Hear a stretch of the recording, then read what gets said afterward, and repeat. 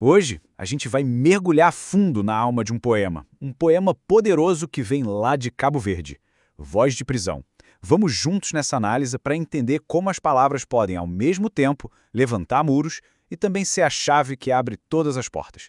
Para a gente começar a pensar, que tal essa pergunta? E se uma prisão não tivesse grades?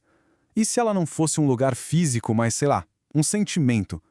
Um lugar que fica dentro da gente, sabe? Sem nada visível, mas que prende, que mantém a gente cativo. É exatamente essa a ideia que vamos desvendar aqui. Ok, vamos lá. Para a gente realmente sacar a profundidade desse poema, primeiro a gente precisa conhecer quem o escreveu e o lugar que o inspirou. Então, vamos conhecer Sérgio Frusoni e o incrível arquipélago de Cabo Verde. Olha, Sérgio Frusoni era muito mais que um poeta. Ele era tipo um cronista da alma de Cabo Verde. Foi ele quem conseguiu dar voz aos sentimentos de todo um povo que, mesmo espalhado pelo mundo, continuava com o coração lá, na sua terra natal. E o que é mais fascinante em Cabo Verde é justamente como tudo isso se encaixa. É um conjunto de ilhas onde o mar não é só uma paisagem bonita, não. Ele é quase um personagem na história de cada família. A imigração é uma coisa constante, e isso cria uma cultura cheia da famosa morabeza, mas também de uma saudade imensa, profunda.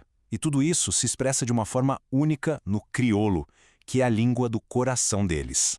É aqui que a gente começa a resolver o mistério. A tal prisão do Frusoni não é feita de pedra, não. É uma prisão totalmente emocional, construída por um sentimento muito específico. Essa frase, que é uma tradução do poema, nossa, ela resume de um jeito muito forte essa sensação de isolamento. A distância física vira uma dor na alma, uma barreira tão real quanto uma parede. O mar, que dá a vida, acaba virando também o grande símbolo da separação. E essa dor toda tem nome: saudade. A gente conhece bem essa palavra em português, né?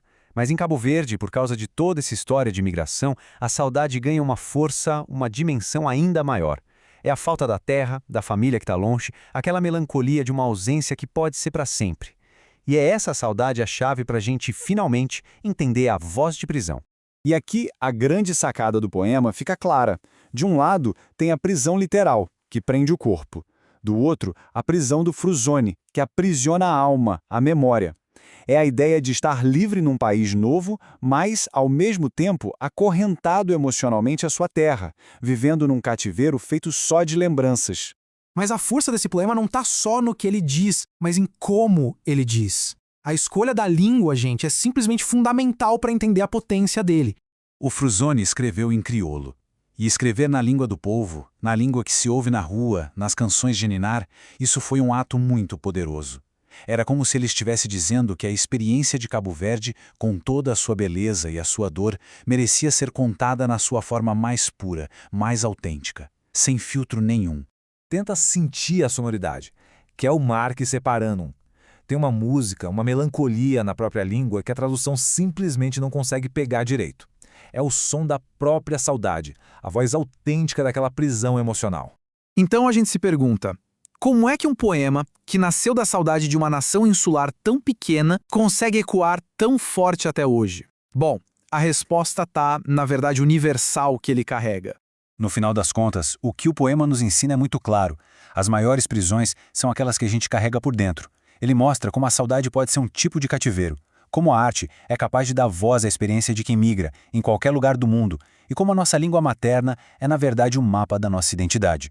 E tudo isso nos leva a uma última reflexão. A voz de prisão do Frusoni fala de Cabo Verde, claro, mas ela ecoa em qualquer pessoa que já sentiu falta. Falta de um lugar, de um tempo, de alguém. O que nos faz pensar qual é a prisão da memória, da nostalgia ou da saudade que todos nós carregamos.